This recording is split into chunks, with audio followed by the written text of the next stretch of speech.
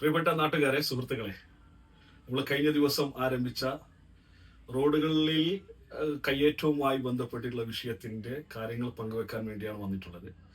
രണ്ടാം ദിനത്തിൽ ഹൈവേയുടെ ഭാഗത്തുള്ള പച്ചക്കറി കടകളും മറ്റുള്ള സ്ഥലങ്ങളൊക്കെ പൂർണ്ണമായും അവർ അകത്തേക്ക് കൊണ്ടുപോയിട്ടുണ്ട്, അകത്തേക്ക് സ്ഥാപിച്ചിട്ടുണ്ട്.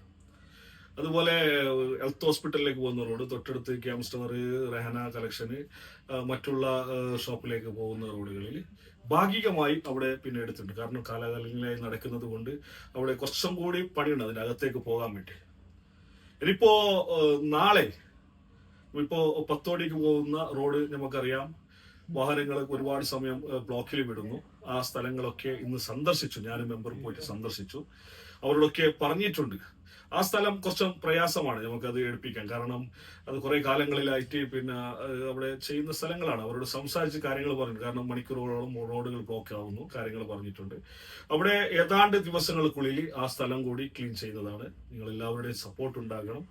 പിന്നെ എല്ലാവരുടെയും ഒരു ആഗ്രഹമാണ് ഉപ്പളയിൽ മനോഹരമായ സഞ്ചാര സ്വാതന്ത്ര്യം ഉണ്ടാക്കുക എന്നത്.